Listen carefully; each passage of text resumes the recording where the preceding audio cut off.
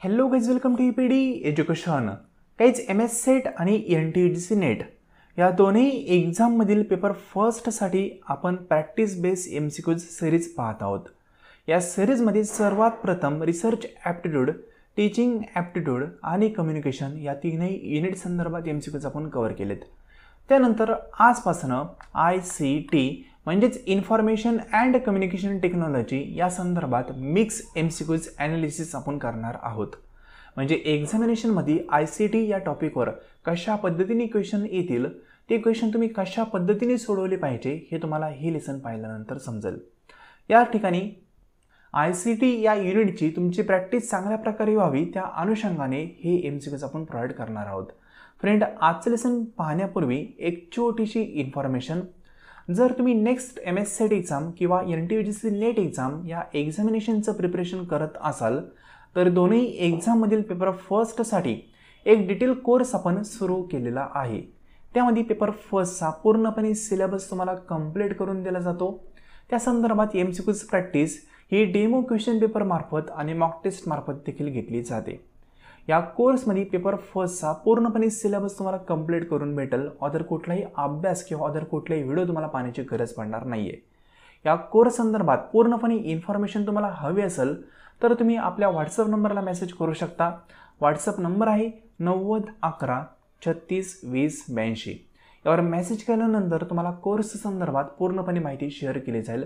त्यानंतर योग्य वाटलं तर तुम्ही कोर्स जॉईन करू शकता. कोर्सचा ॲक्सेस तुम्हाला एका अँड्रॉइड ॲप्लिकेशन मार्फत दिला जातो. पूर्णपणे सिस्टमॅटिक वेने तुम्हाला सर्व लेक्चर प्रोव्हाइड केले जातात. खूप चांगल्या प्रकारे तुम्हाला सर्व कंटेंट कव्हर करून दिला जातो. हे आपले मागील काही रिझल्ट आहेत कोर्समधले. खूप साऱ्या विद्यार्थ्यांनी खूप चांगल्या प्रकारे स्कोअर केलेला आहे. पेपर फर्स्टमधील 92 इतका देखील स्कोअर विद्यार्थ्यांना करता आलेला आहे. तुम्ही देखील चांगला स्कोअर करून MS सेट एक्झाम इझी वेने क्रॅक करू शकता. यावर्षी म्हणजेच 2025 रोजी आपले जवळपास 500हून अधिक विद्यार्थी क्वालिफाय झालेले आहेत. सर्वांचे रिझल्ट मी ऑलरेडी शेअर केलेले आहेत. 130 पानांची PDF होती, ती तुम्हाला मी शेअर केली. त्या ठिकाणी सर्व विद्यार्थ्यांचे फीडबॅक असतील, रिझल्ट असतील, ते तुम्हाला मी दाखवलेले आहेत. म्हणजे खूप चांगल्या प्रकारे तुमचा पेपर फर्स्ट कव्हर होईल. खूप चांगला स्कोअर तुम्हाला या एक्झामिनेशनमध्ये करता येऊ शकतो. माहिती हवी असेल तर या नंबरला मेसेज करा, इन्फॉर्मेशन पहा, त्यानंतर योग्य वाटलं तर कोर्स जॉईन करू शकता. जे विद्यार्थी कॉमर्स बॅकग्राऊंडचे आहेत त्या विद्यार्थ्यांसाठी देखील कोर्स अवेलेबल आहे. त्यांनी व्हॉट्सअपला मेसेज करताना कॉमर्स कोर्स म्हणून मेसेज करा. त्यांना कॉमर्स कोर्सबद्दल देखील माहिती शेअर केली जाईल. ठीक आहे. तर फ्रेंड, आज आपण इन्फॉर्मेशन अँड कम्युनिकेशन टेक्नॉलॉजी या संदर्भात काही महत्त्वाचे क्वेश्चन पाहणार आहोत. हे क्वेश्चन पाहत असताना क्वेश्चन कशा पद्धतीने सोडवायचा हे देखील समजून घ्या. कारण तुक्का मारणं ही वेगळी गोष्ट आणि क्वेश्चन कन्सेप्च्युअली समजून घेणं ही वेगळी गोष्ट. तुम्हाला क्वेश्चन कन्सेप्च्युअली समजून घ्यायचेत, तुक्के मारायचे नाही. तुक्के तर तुम्ही अभ्यास न करता मारू शकता. मग अभ्यास का चाललाय तर आपल्याला क्वेश्चन कन्सेप्च्युअली प्रॉपरली समजून घ्यायचा आहे आणि मग सोडवायचा आहे. जेणेकरून त्या ठिकाणी शक्यता नाही पाहिजे, आपल्याला 100% शुअरिटी पाहिजे की आपल्याला रिझल्ट भेटेलच. ठीक आहे. तर या ठिकाणी इन्फॉर्मेशन अँड कम्युनिकेशन टेक्नॉलॉजी या संदर्भात MCQज आपण पाहत आहोत. युनिट नंबर 8 आहे आपला सिलेबसनुसार. ठीक आहे. हे कोर्सला एक सप्लिमेंटरी पार्ट म्हणून फ्रीमध्ये मी लेसन तुम्हाला प्रोव्हाइड करतोय. आता या ठिकाणी प्रॅक्टिस बेस MCQज आपण ॲड केलेत. फर्स्ट MCQज काय म्हणतोय ते पहा. Which device is use to connect different networks. म्हणजे ICTमध्ये आपण वेगवेगळे नेटवर्क्स कनेक्ट करतो. ते सर्व नेटवर्क कनेक्ट करण्यासाठी कुठलं डिव्हाइस आपण यूज करतो. बेसिक क्वेश्चन आहे पहा. तुमच्या घरी पण एखादं असं डोंगल असलेलं छोटंसं डब्बा असेल पहा.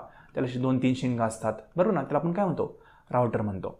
म्हणजेच काय, एक डिव्हाइस असतं, ती डिव्हाइस वेगवेगळ्या नेटवर्कला कनेक्ट करतं. मग तुमचा फोन त्याला कनेक्ट होतो, तुमचा TV त्याला कनेक्ट होतो, काहींचा फॅन असेल तो देखील कनेक्ट होतो. म्हणजेच काय, राउटर हे एक असे ऑप्शन आहे किंवा असं एक डिव्हाइस आहे की त्यामार्फत वेगवेगळे डिव्हाइस त्याला आपण कनेक्ट करून इंटरनेटचा ॲक्सेस देऊ शकतो किंवा त्याला आपण हँडल करू शकतो.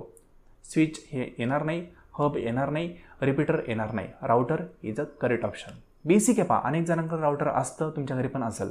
ठीक आहे. ऑप्शन नंबर B हा करेक्ट आहे. बाकी तुम्हाला कळलं नसेल तर राउटर म्हणजे तुम्ही असं लक्षात ठेवा की वायफाय कनेक्ट करण्याचे एक डिव्हाइस असतं बा छोटंसं.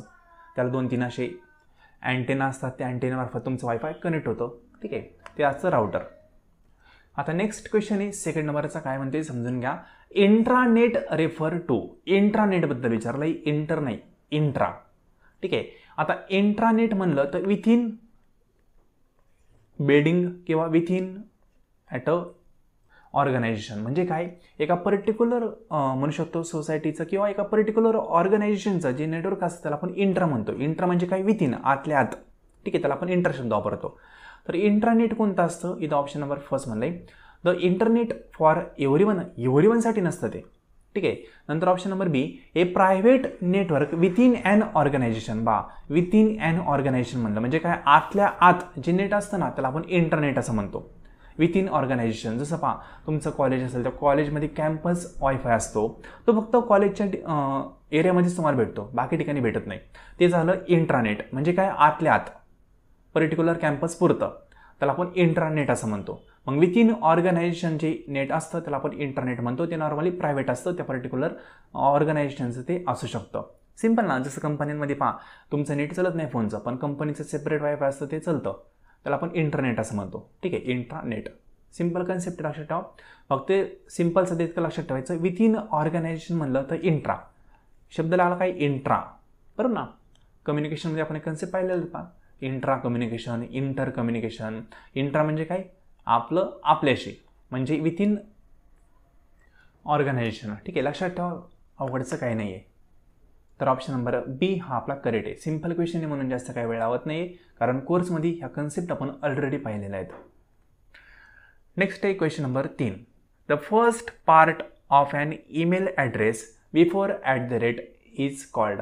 म्हणजे ईमेल ॲड्रेस पहा xyz@gmail.com. बरोबर ना, असा ईमेल ॲड्रेस असतो. फॉर एक्झाम्पल तिथं म्हणलं बिफोर @ म्हणजे @ इथे पहा त्याच्या आधीचा पार्ट म्हणजे हा. @ येण्याआधी जे आपण लिहितो त्याला आपण काय म्हणतो ते विचारलंय. या पुढचं जे असतं ते सोडून द्या, त्याचं नाही विचारता नाही. हे काय लिहिलं ना ह्याचं नाही विचारलं. @ लिहिण्यापूर्वी जे आपण लिहितो ते काय असतं, तर @ लिहिण्यापूर्वी जे आपण लिहितो ते असतं आपलं युजर नेम. कारण हा पोर्शन आपला आहे, बाकी तर सर्वांना कॉमन आहे @gmail.com. हे सर्वच जीमेलमध्ये तुम्हाला दिसणार आहे, पण त्याच्या आधी जे लिहिलं आहे ना तेव्हा आपला पार्ट आहे. मग नॉर्मली या ठिकाणी लक्षात ठेवा, जीमेल ॲड्रेस जो असतो ना त्याचे 2 पार्ट असतात. @ नंतर @gmail.com हा दुसरा पार्ट असतो, आणि च्या आधी जे लिहितो ना आपण तो फर्स्ट पार्ट असतो. असा पण क्वेश्चन येऊन गेलेला आहे की ईमेलला किती पार्ट असतात, तर 2 पार्ट असतात, पार्ट फर्स्ट आणि सेकंड. @ नंतरचा पार्ट सेकंड असतो, @ आधीचा पार्ट फर्स्ट असतो. च्या आधी आपण जे लिहितो ते असतं युजर नेम. ऑप्शन नंबर काय, ए हा करेक्ट आहे. जसं इथं युजर नेम काय झालं, XYZ हे युजर नेम झालं, त्याच्या पुढचं डॉमेन आहे. Next question number 4. Which of this is not an email protocol. म्हणजे खालीलपैकी कुठला ईमेल प्रोटोकॉल नाही आहे ते तुम्हाला विचारलं आहे. ज्यामध्ये मॅसेजचा उल्लेख होत नाही तो ईमेल प्रोटोकॉल नसतो. सिम्पल. पहिला ऑप्शन आहे simple mail transfer protocol. Simple mail म्हणलंय, ईमेलचा आहे का नाही, येस आहे, म्हणजे आपला हे आन्सर नाही आहे, कारण नॉट ऑल विचार आहे त्यांनी. नंतर जो सेकंड आहे POP म्हणतो आपण त्याला, पोस्ट ऑफिस प्रोटोकॉल म्हणतो आपण. ठीक आहे, व्हर्जन 3. तर पोस्ट ऑफिस प्रोटोकॉल जर म्हणलं तर मेलचा पार्ट आहे कुठून कुठं. ठीक आहे, हा पण आहे, त्यांनी नाही वाला विचारलं आहे म्हणून हे पण आपला आन्सर नाही आहे. नंतर STTP, आता सर्वांना माहिती आहे, हायपर टेक्स्ट ट्रान्सफर प्रोटोकॉल. कशासाठी असते, वेब डिझाईनसाठी असतं. मेलसाठी असतं का, नाही, वेबसाठी असतं. म्हणून कुठं ना कुठं हा ईमेल ॲड्रेसचा प्रोटोकॉल नाही आहे. ऑप्शन नंबर 3 आपलं करेक्ट येईल, नॉट ऑल. बाकी हा पण आहे. ठीक आहे, यांच्याबद्दल थोडीफार माहिती मी ॲड केलेली आहे. पहा इथं पहिल्याचा फुल फॉर्म लक्षात ठेवा, सिम्पल मेल ट्रान्सफर प्रोटोकॉल.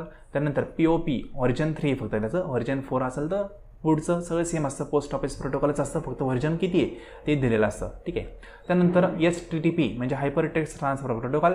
नंतर IMAP internet message access protocol. Simple. या ठिकाणी STTP हे वेबसाठी असतं, म्हणून ईमेल ॲड्रेसमध्ये ते येणार नाही, म्हणून आपला आन्सर नंबर C हे करेक्ट आहे. सिम्पल. हे ऑलरेडी शॉर्ट फॉर्म फुल फॉर्ममध्ये कोर्समध्ये आपण डिटेलमध्ये पाहिलेलं आहे. नेक्स्ट 5 नंबरचं question. Which of the following is a web browser. Web browser कोणतं आहे ते तुम्हाला विचारलं आहे. वेब ब्राउझर म्हणजे काय, ज्यामार्फत आपण इंटरनेटपर्यंत पोहोचतो त्याला आपण वेब ब्राउझर असं म्हणतो. म्हणजे काय, वेब ज्या ठिकाणी आपण सर्च करू शकतो ते असतं वेब ब्राउझर. सिम्पल. विंडोमध्ये आपण वेबसाईट सर्च करतो का, नाही. क्रोममध्ये आपण वेबसाईट सर्च करतो का, येस. पहा तुम्ही कुठलीही एखादी वेबसाईट, एखादा फॉर्म भरायचा असेल तर क्रोममध्ये जाताना तिथं ती वेबसाईट टाकता. म्हणजेच काय, वेबला ब्राउज करण्याचं ब्राउझर कुठलंही क्रोम आहे. पॉवर पॉईंटमध्ये वेबसाईट सर्च करतो, नाही करत. अँड्रॉइडमध्ये नाही, हे व्हर्जन आहे. मग फक्त एकच ऑप्शन आहे, ऑप्शन नंबर बी. क्रोम हे वेब ब्राउझर आहे. वेब ब्राउझरचा अर्थ असा होतो की वेबसाईटपर्यंत पोहोचण्यासाठी ज्या ब्राउझरचा वापर केला जातो त्याला आपण वेब ब्राउझर असं म्हणतो. सिंपल ना, मग क्रोम मार्फत आपण वेबसाईटपर्यंत पोहोचतो कुठलाही, म्हणून ऑप्शन नंबर बी हा करेक्ट आहे. नेक्स्ट आहे question number 6. EPG Pathshala is design for, EPG बरं का, ई पाठशाला नाही, EPG पाठशाला कशासाठी डिझाईन केलेली, शब्दशः मिनिंग आहे EPG. PG म्हणजे काय, पोस्ट ग्रॅज्युएशन. स्कूलचा काही संबंध आहे नाही, फार्मरचा काही संबंध आहे नाही, ॲडमिनिस्ट्रेटिव्ह टापचा काही संबंध आहे नाही. PG म्हणजेच काय, पाठशालाच आहे, पण कोणासाठी आहे, PGच्या विद्यार्थ्यांसाठी, पोस्ट ग्रॅज्युएशनच्या विद्यार्थ्यांसाठी. पाठशाला म्हणजे स्कूलच आहे थोडक्यात, पण पोस्ट ग्रॅज्युएशनच्या विद्यार्थ्यांसाठी. ऑप्शन नंबर ए मध्ये पहा, पोस्ट ग्रॅज्युएट स्टुडंट. EPG पाठशाला ऑप्शन नंबर ए साठी आहे. ठीक आहे, शब्दशाच मिनिंग आहे, वेगळं काही सर्च करण्याची गरज नाही. इथं म्हणले पहा, EPG Pathshala is design for post graduate म्हणजेच काय, PG student in India to provide high quality curriculum base e content across wide range of subjects. म्हणजे वेगवेगळ्या सब्जेक्ट संदर्भात नॉलेज देण्यासाठी, करिक्युलम संदर्भात ई कंटेंट देण्यासाठी ई पाठशाला ओपन केलेली. कोणासाठी, पोस्ट ग्रॅज्युएशनच्या विद्यार्थ्यांसाठी. It serve as a comprehensive online learning platform for a student, teacher and researcher to access interactive e text, video and other resources to support their learning and teaching in higher education. म्हणजे या ठिकाणी simple साधं लक्षात ठेवायचं झालं तर PG नंतर किंवा PG मध्ये असताना तुम्हाला जर शिकायचं असेल, हाय कंटेंट म्हणजे हाय क्वालिटीचं कंटेंट पाहिजे असेल, टीचरला पण काही गोष्टी शिकायच्या असतील तर ती ई पाठशालाचा वापर करू शकतात. कुठली, EPG पाठशालाचा. सिंपल ना, काही पाठ करण्याची गरज नाही आहे, सिंपल साधं शब्दशः मिनिंग लक्षात ठेवा. EPG पाठशाला ही कोणासाठी, रिसर्चरसाठी, कोणासाठी, PGच्या विद्यार्थ्यांसाठी, आणि कोणासाठी, जे पण टीचर असतील त्या टीचरला काही कंटेंट शोधायचं असेल त्यांसाठी.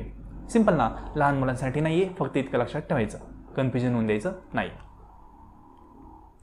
नेक्स्ट आहे क्वेश्चन नंबर 7. दीक्षा प्लॅटफॉर्म मेनली सर्व. दीक्षा प्लॅटफॉर्म या कशासाठी, कोणासाठी, तर स्कूल टीचर असतील किंवा स्टुडंट असतील त्यांच्यासाठी. बेसिक आहे, कॉर्पोरेट एम्प्लॉयसाठी नाही आहे, फार्मरसाठी नाही, एंटरप्रेनरसाठी नाही. आपण पाहतोय हायर एज्युकेशनचे MCQs, सॉरी ICT संदर्भात MCQs. ठीक आहे, ICTचे MCQs कोणासाठी, विद्यार्थ्यांमध्ये आपल्याला शिकवायचं आहे, विद्यार्थ्यांना शिकवायचं आहे, त्या एक्झामिनेशनसाठी आपण MCQs पाहत आहोत. मग बेसिक आहे, कॉर्पोरेट एम्प्लॉयचं कशाला ते विचारतील ना, फार्मरचं कशाला विचारतील, एंटरप्रेनरचं कशाला विचारतील, ते स्कूल टीचर संदर्भातच काही ना काही विचारणार आहेत. मग बेसिक आहे, दीक्षा हा प्लॅटफॉर्म स्कूलसाठी, स्कूलच्या टीचरसाठी थोडक्यात. ठीक आहे, इथं ऑप्शन नंबर ए हा करेक्ट आहे. दीक्षाचा फुल फॉर्म लक्षात ठेवा, digital infrastructure for knowledge sharing, त्याला आपण दीक्षा असं म्हणतो. ठीक आहे, डिजिटल इन्फ्रास्ट्रक्चर नॉलेज शेअरिंग म्हणजे काय, दीक्षा. कोणासाठी, मेनली स्कूल एज्युकेशन जे आहे इंडियातलं त्यासाठी आहे. सिंपल, म्हणून इथं स्कूल टीचर असं म्हणले, ऑप्शन ए हा करेक्ट आहे. नेक्स्ट आहे question number 8. Shodhganga project is related to. Shodhganga, शोधगंगामध्ये काय भेटतात, थेसिस भेटतात, तुम्हाला सांगितलं होतं पहा, म्हणून ऑप्शन नंबर या ठिकाणी ए हा करेक्ट. तो e thesis and dissertation to repository. ठीक आहे, शोधगंगामध्ये थेसिस भेटतात, हे लक्षात ठेवायचं. ऑप्शन नंबर ए हा करेक्ट आहे. बाकीचं काही गरजच नाही पाहण्याची, सिंपल साधं मी तुम्हाला कोर्समध्ये पण सांगितलं आहे पहा, वारंवार सांगितलेलं आहे की शोधगंगा म्हणलं गंगा तर गंगामध्ये थेसिस भेटणार आहे तुम्हाला. सिंपल ना, थेसिस दिसलं आणि शोधगंगा दिसलं तर जोडून टाकायचं एकमेकांना, सिंपल. तर ऑप्शन नंबर ए हा करेक्ट आहे, थेसिस भेटतात त्या ठिकाणी. इथे म्हणलेच पहा, Shodhganga project is related to Indian electronic thesis and dissertation. म्हणजेच काय, इंडियामध्ये जे पण रिसर्च करत आहेत त्यांचे जे थेसिस आहेत ते सर्व थेसिस शोधगंगामध्ये तुम्हाला भेटतात. कारण का, जर तुम्हाला इन फ्युचर जर PhD करायची असेल तर PhD संदर्भात तुम्हाला आणखी काय नॉलेज मिळवायचं असेल तर तुम्ही शोधगंगावरून मिळवू शकता. ज्यांची पण PhD झालेली आहे, जे PhD करतायत ते त्यांचे थेसिस त्या ठिकाणी अपडेट करतात शोधगंगामध्ये. म्हणून ऑप्शन नंबर काय, ए हा करेक्ट आहे. नेक्स्ट आहे question number 9. The main aim of E governors is. E गव्हर्नरचं मेन एम काय आहे ते तुम्हाला विचारलं आहे. तर बेसिक आहे, ई गव्हर्नर्स आहे. ई गव्हर्नर्स काय करणार आहे, ऑनलाईन जास्तीत जास्त लोकांनी वापरायला पाहिजे गोष्टी, ठीक आहे. सर्व जे पब्लिक असेल ते ऑनलाईन आले पाहिजे, त्यांनी ट्रस्ट ठेवला पाहिजे ऑनलाईन गोष्टींवर. त्यासाठी ई गव्हर्नन्स काम करतं. म्हणजेच काय, ऑनलाईन तुम्ही ज्या पण गोष्टी वापरता त्या संदर्भात रूल रेग्युलेशन जे ठरवतं ते असतं ई गव्हर्नन्सवालं. सिम्पल ना. मग ऑप्शन नंबर फर्स्ट काय पहा, reduce corruption and increase transparency. Correct आहे. ई गव्हर्नन्सचं मेन एम हेच आहे की रूल रेग्युलेशन ठरवून करप्शन कमी करणं आणि ट्रान्सपरन्सी वाढवणं. करप्शन कमी झालं, ट्रान्सपरन्सी वाढणार आहे. ज्याच्या मनामध्ये काही खोटंच नाही तो सर्व गोष्टी क्लिअर सांगणार आहे समोरच्याला, म्हणजेच काय, ट्रान्सपरन्सी वाढणार आहे. बेसिक ना. मग करप्शन जो करत नाही तो ऑटोमॅटिकली सर्व गोष्टी डिस्क्लोज करतो, म्हणजे ट्रान्सपरन्सी वाढते. मग या ठिकाणी ऑप्शन नंबर फर्स्टच मे बी करेक्ट होईल. तरी पण बाकीचे ऑप्शन पाहूया. बाइल्ड न्यू ऑफिसेस नाही, रिड्यूस एम्प्लॉयमेंट नाही, प्रमोट एंटरटेनमेंट नाही. एकच ऑप्शन सुटेबल आहे, reduce corruption and increase transparency. E गव्हर्नन्सचं मेन ऑब्जेक्टिव्हच ते. ई गव्हर्नन्स वेगळं तिकडं काही नाही. ई गव्हर्नन्स म्हणजे काय, जे पण आपण ऑनलाईन पाहतो, ऐकतो, ते पाहतो, ठीक आहे, किंवा आपण जे पण ऑनलाईन गोष्टी आपण वापरतो त्या सर्व गोष्टींबद्दल आपल्या मनामध्ये विश्वास निर्माण झाला पाहिजे. नाही, आपण सिक्युअर्ड आहोत, ठीक आहे, ह्या गोष्टी आहेत त्याबद्दल खात्रीशीर आहोत असं मनामध्ये कुठेतरी वाटलं पाहिजे. हे पब्लिकला वाटावं, त्या अनुषंगाने ऑनलाईनवर कंट्रोल ठेवण्याचं काम ई गव्हर्नन्स करतं. सिम्पल ना. बेसिक आहे. म्हणजे एखाद्याने ऑनलाईन तुमच्यासोबत फ्रॉड केला तर ई गव्हर्नन्स तुम्हाला सपोर्ट करणार आहे, म्हणजे रूल रेग्युलेशन थोडक्यात. नेक्स्ट आहे क्वेश्चन नंबर 10. आता या ठिकाणी काय म्हणले पहा, उमंग ॲप प्रोव्हाइड, ठीक आहे, म्हणजे उमंग ॲप आहे गव्हर्नमेंटचा, तो काय प्रोव्हाइड करतो, तर उमंग ॲपमार्फत तुम्ही कुठल्याही गोष्टीचं पेमेंट करू शकता. म्हणजेच काय, फॉर एक्झाम्पल तुम्हाला गॅस पेमेंट करायचे करू शकता, तुम्हाला युटिलिटी संदर्भात लाईट बिल कुठलंही पेमेंट करायचं असेल तर उमंग ॲप जो आहे त्याच्यामार्फत तुम्ही पेमेंट करू शकता. किंवा गव्हर्नमेंटच्या कुठल्याही गोष्टी असतील, आधार कार्डचं काही करायचं असेल, ठीक आहे, पासपोर्ट ट्रॅक वगैरे करायचं असेल तर त्या सर्व गोष्टी उमंग ॲप्लिकेशनमार्फत तुम्ही करू शकता. तर बेसिक आहे, आता सांगितलं उमंग ॲप काय प्रोव्हाइड करतो, तर युटिलिटी सर्व्हिस प्रोव्हाइड करतो. तुम्हाला ऑनलाईन कुठलेही ॲप असेल गव्हर्नमेंटचे ऑर्डर, म्हणजे जवळपास 100 ॲपचं एकटंच काम कोण करतो, उमंग करतं. मग ऑनलाईन तुम्हाला म्हणू शकतो गॅस बुक करायचं असेल किंवा त्या संदर्भात पेमेंट करायचं असेल किंवा पासपोर्ट ट्रॅक करायचं असेल, त्या संदर्भात कुठला पेमेंट करायचं असेल, गव्हर्नमेंटचे एखादं ॲप्लिकेशन तुम्हाला भरायचं असेल तर ते सर्व उमंग ॲपमार्फत तुम्ही भरू शकता. म्हणजे 100+ ॲपचं काम एकटा उमंग ॲप करतो गव्हर्नमेंटचा. सिम्पल ना. मग आधार कार्ड संदर्भात कुठलीही सर्व्हिस असेल तर ती देखील उमंग ॲपमार्फत तुम्ही मिळवू शकता. तर असं उमंग ॲपचं काम आहे. ऑप्शन फर्स्ट काय म्हणते पहा, unified access to government services. हेच करेक्ट आहे. गव्हर्नमेंट सर्व्हिसेस ज्या आहेत सर्व त्यांना एका ॲप्लिकेशनमार्फत तुम्हाला हँडल करता येऊ शकतं. त्याचं नाव आहे उमंग. सिम्पल. बाकी काय पाहण्याची गरजच नाही. तर ऑप्शन नंबर फर्स्ट आपला करेक्ट आहे. उमंगचं काय, unified access to government services. वेगवेगळ्या गव्हर्नमेंट सर्व्हिसेस आहेत, जवळ म्हणू शकतो आपण 100+ सर्व्हिसेस गव्हर्नमेंटच्या, त्या सर्व उमंग ॲपमार्फत तुम्ही हँडल करू शकता. मग गॅस बुकिंग असेल, युटिलिटी पेमेंट असतील, ठीक आहे, पासपोर्ट असेल किंवा टॅक्स भरायचा असेल, त्या सर्व गोष्टी तुम्ही उमंग ॲपमार्फत करू शकता. ऑप्शन नंबर ए हा करेक्ट आहे. नेक्स्ट आहे 11 नंबरचा क्वेश्चन. काय म्हणते समजून घ्या. आधार इज अन एक्झाम्पल ऑफ. आधार हे काय आहे, तर आधार एक आयडेंटिटी प्रूफ आहे. कोणाचं, सिटिझनचं. तर बेसिक आहे ऑप्शन नंबर एच या ठिकाणी करेक्ट होते. सिटिझन आयडेंटिटी प्रोजेक्ट किंवा प्रूफ येते, ठीक आहे. म्हणजे आधार कार्ड तुमच्याकडे असतं तर म्हणजेच काय, आधार कार्ड तुमच्याकडे आहे त्याचा अर्थ होतो की तुम्ही पर्टिक्युलर सिटीमध्ये राहताय, त्याचा ॲड्रेस त्या ठिकाणी प्रूफ होतो. तुम्ही इंडियाच्या आहात का नाही त्या ठिकाणी प्रूफ होऊन जातं. म्हणजे सिटिझनचं एक आयडेंटिटी प्रूफ येते आधार कार्ड. नेक्स्ट आहे question number 12. E Kranti initiative focus on. E Kranti initiative कशावर फोकस करतो ते विचारलंय. तर ई क्रांतीचं पण नॉर्मली हेच काम आहे की डिजिटल ज्या सर्व्हिसेस आहेत, डिजिटल डिलिव्हरी आहेत गव्हर्नमेंटच्या, त्या प्रॉपरली प्रोव्हाइड करणं, सर्व्हिसेस प्रॉपरली देणं, ठीक आहे, त्या सर्व गोष्टींसाठी ई क्रांती इनिशिएटिव्ह आहे. ई क्रांती शब्द काय, ई क्रांती म्हणजे काय, ऑनलाईन जास्तीत जास्त गोष्टी आणणं. ज्या पण गव्हर्नमेंटच्या गोष्टी ऑफलाईन होत्या ना त्यांना ऑनलाईनमध्ये आणणं, असं काम आहे ई क्रांतीचं. जसं तुम्ही पाहिलं असेल पहा, आता गव्हर्नमेंटचं म्हणणं आहे की आम्ही सर्व म्हणजे तहसीलदाराचा दाखला असेल, कुठलाही दाखला वगैरे असेल, ते सर्व गोष्टी तुम्हाला ऑनलाईन भेटणार, कुठे ऑफिसला जाण्याची गरज नाही आहे. तरी सर्व ई क्रांतीचा पार्ट आहे. म्हणजे सर्व गोष्टी त्यांना ऑनलाईन करायच्या जेणेकरून करप्शन वगैरे कमी होईल. तर या ठिकाणी ऑप्शन नंबर फर्स्ट करेक्ट आहे. Digital delivery of government services. म्हणजे गव्हर्नमेंटच्या ज्या पण सर्व्हिसेस असतील त्यांना डिजिटल फॉर्ममध्ये आणणं हे ई क्रांतीचं वैशिष्ट्य आहे. तर ऑप्शन नंबर ए या ठिकाणी करेक्ट आहे. आपण ऑप्शन कुठला पाहतोय हे महत्त्वाचं नाही आहे, तो प्लॅटफॉर्म कशाशी निगडीत आहे हे तुम्हाला कळावं, त्या अनुषंगाने हे MCQचं पाहतोय. ठीक आहे. म्हणजे MCQs तुम्हाला कुठेही भेटतील, पण पॉईंट काय ई क्रांती हे ॲप्लिकेशन काय आहे ते मला कळायला पाहिजे. तर ई क्रांतीचं म्हणणं काय, जापान गव्हर्नमेंटच्या ऑफलाईन सर्व्हिसेस आहेत त्या ऑनलाईनमध्ये आणणं हे त्यांचं एम आहे. म्हणजे हे तुम्हाला लक्षात ठेवायचं आहे. एक्झामला कसाही क्वेश्चन आला तर सोडवता येतो. ठीक आहे. तो बेसिक प्लॅटफॉर्म कशाशी निगडीत आहे हे लक्षात ठेवायचं. तर त्याबद्दल इन्फॉर्मेशन दिलेली व्हिडिओ स्टॉप करून पण तुम्ही वाचू शकता. बाकी कोर्समध्ये आपण पाहिलेलंच आहे. त्यानंतर question number 13, computer hardware consist of. Computer hardware म्हणजे काय, हार्ड आहे, त्याला आपण टच करू शकतो. हे पहा, सॉफ्टवेअर कसं असतं, सॉफ्ट असतं. हार्डवेअर कसं असतं, हार्ड असतं. म्हणजेच काय, हार्डवेअरला आपण टच करू शकतो, हँडल करू शकतो. सॉफ्टवेअर जे असतं ते इनविजिबल असतं, ते आपल्याला पाहता येत नाही. सिम्पल ना. मग हार्डवेअर जे आहेत त्या हार्डवेअरला प्रॉपर वेने रन व्हायचं असेल तर सॉफ्टवेअरची मदत लागते. सिम्पल ना. मग या ठिकाणी हार्डवेअर म्हणजे कुठले, तर कॉम्प्युटर टॅबलेट हार्डवेअर आहे का, नाही. Sorry, table. कॉम्प्युटरचा टेबल हार्डवेअरचा पार्ट आहे का, नाही. कॉम्प्युटरला टेबल नसेल तर आपण खाली ठेवून पण कॉम्प्युटर वापरू शकतो. त्याच्याशिवाय का कॉम्प्युटर चालू शकत नाही का, टेबलशिवाय चालू शकतो. काय पार्ट नाही या, सोडून द्या. मॉनिटर आणि CPU, यस, हे हार्डवेअरमध्ये येऊ शकतं. मॉनिटर आणि CPU जर नसतील तर कॉम्प्युटरमध्ये काय राहणार आहे, सॉफ्टवेअर तुम्हाला काय करायचे. पेनड्राईव्हमध्ये तुम्ही सॉफ्टवेअर आणले, ते सॉफ्टवेअर इन्स्टॉल कुठं करणार, त्याला मॉनिटर लागणार आहे, CPU लागणार आहे. म्हणजेच काय, सॉफ्टवेअरला रन होण्यासाठी जे डिव्हाइस मदत करतात ना ते असतात हार्डवेअर. मग मॉनिटर आणि CPU हे हार्डवेअरमध्ये येतात. कन्सिस्ट म्हणजेच काय, ऑप्शन नंबर 2 हा करेक्ट येईल. सॉफ्टवेअर हा हार्डवेअरचा पार्ट नाही आहे. गुगल हा एक सॉफ्टवेअरचा पार्ट आहे, म्हणून सोडून द्या गुगलला पण. मग याचा एकच ऑप्शन राहतो, मॉनिटर. लक्षात ठेवा, हार्डवेअर म्हणजे ज्याला आपण टच करू शकतो.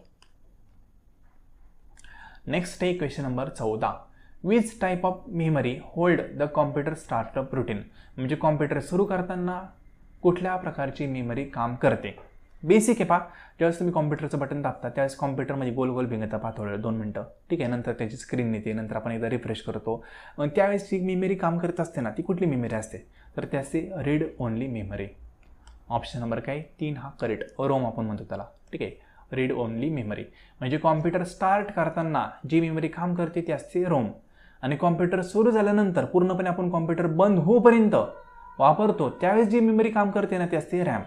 म्हणजे किती ॲप्लिकेशन ओपन केले ते ओपन झाल्यानंतर कुठं राहणार आहे, रॅममध्ये राहणार आहेत. पण फक्त कॉम्प्युटर सुरू करताना जी मेमरी काम करते ती असते रोम. रॅम म्हणजे काय, रँडम ॲक्सेस मेमरी. आणि रोम म्हणजे काय, रीड ओनली मेमरी. नेक्स्ट आहे question number 15, which of the following file format is not a video file format. कुठला व्हिडिओ फाईल फॉर्मॅट नाही आहे. हा व्हिडिओ आहे, हा आहे, हा आहे. इथं तुम्हाला माहीत असेल. ठीक आहे. फक्त एक आहे JPG EJ. ठीक आहे. म्हणजे JPEG त्याला आपण म्हणतो जॉईंट फोटोग्राफी एक्सपर्ट ग्रुप. शब्द काय, जॉईंट फोटोग्राफी एक्सपर्ट ग्रुप असा फुल फॉर्म आहे त्याचा. जॉईंट फोटोग्राफी म्हणलं तर व्हिडिओचा काही संबंध आहे का, नाही. जॉईंट फोटोग्राफी म्हणलं तर हा इमेजचा शॉर्ट फॉर्म आहे, फोटोचा नाही. म्हणून या ठिकाणी ऑप्शन नंबर 4 आपला करेक्ट येऊन जाईल. JPEG हा व्हिडिओ फाईल फॉर्मॅट नसून इमेज फाईल फॉर्मॅट आहे. म्हणून हे आपला आन्सर करेक्ट आहे, कारण नॉट आलं त्याने विचारला. बाकी तिन्ही पण व्हिडिओ फाईल फॉर्मॅट आहेत, हे लक्षात ठेवा.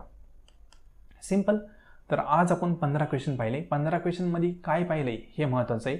ठीक आहे. किती वेळात पाहिलं, कसं पाहिलं ते नाही, पण काय पाहिलं हे महत्त्वाचं आहे. आता पहिल्यांदा आपण काय पाहिलं, फॉर एक्झाम्पल हे सॉफ्टवेअर काही प्रकार पाहिले पहा, ते महत्त्वाचे आहेत. ठीक आहे. EPG पाठशाला तर PGच्या विद्यार्थ्यांसाठी असते, फक्त त्यांच्यासाठी का नाही तर टीचरसाठी पण आहे. रिसर्च स्टुडंट असतील त्यांच्यासाठी पण आहे. ठीक आहे. EPG पाठशाला हे लक्षात ठेवा. दीक्षा कोणासाठी, स्कूल टीचर आणि स्टुडंटसाठी. दीक्षा शब्द आहे ना त्याचा फुल फॉर्म लक्षात ठेवा, digital infrastructure for knowledge sharing म्हणजे दीक्षा. नंतर शोध गंगा, गंगामध्ये काय भेटतं, थिसिस भेटतात, हे लक्षात ठेवायचं, रिसर्चच्या विद्यार्थ्यांसाठी. ठीक आहे. नंतर गव्हर्नरचं काम काय आहे, तर ऑनलाईन ज्या पण गोष्टी चालल्यात त्याच्यामध्ये ट्रान्सपरन्सी आणणं, त्या सुरळीत चालवणं हे गव्हर्नरचं काम आहे, हे आपण पाहिलं.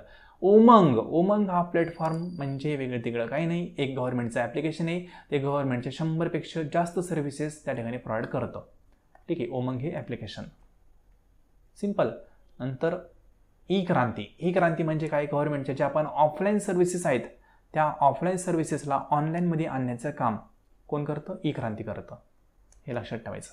ठीक आहे. म्हणजे बेसिक गोष्टीत पहा, अशा तुम्ही प्रत्येक लेसनमध्ये 10-12 गोष्टी लक्षात ठेवल्या आणि असे 50-60 लेसन पाहिले तर तुमच्या असंख्य गोष्टी लक्षात राहतात आणि तुमचा अल्टिमेट स्कोअर होऊन जातो.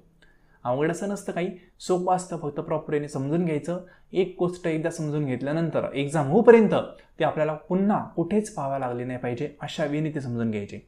नाही तर आत्ता रॅम म्हणजे काय समजून घेतलं आणि पुन्हा क्वेश्चन आले, पुन्हा ते विसरले, पुन्हा समजून घ्यायचं असं नाही. एकदाच प्रॉपरली समजून घ्यायची गोष्टी. एकदा जर गोष्टी समजल्या तर पुन्हा तो पॉईंट पाहावा नाही लागला पाहिजे आपल्याला, अशा वेळी समजून घ्यायच्या. तर तुम्ही एक्झाम प्रॉपरली क्लिअर करता. नाहीतर त्याच कन्सेप्ट पुन्हा पुन्हा पाहणं अर्थ नसतो. कन्सेप्ट अशा प्रकारे पाहिजे की क्वेश्चन आपल्याला जमलाच पाहिजे. सिंपल. तर फ्रेंड, जाता पुन्हा सांगाल, जर तुम्हाला पेपर फर्स्ट संदर्भात किंवा कॉमर्स या सब्जेक्ट संदर्भात कोर्स जॉईन करायचा असेल तर तुम्ही आपल्या व्हॉट्सअप नंबरला मेसेज करू शकता. व्हॉट्सअप नंबर आहे 9011362082. यावर मेसेज केल्यानंतर तुम्हाला कोर्स संदर्भात पूर्णपणे माहिती शेअर केली जाईल. आजचे लेसन तुम्ही संपूर्ण पाहिले त्याबद्दल थँक्यू सो मच.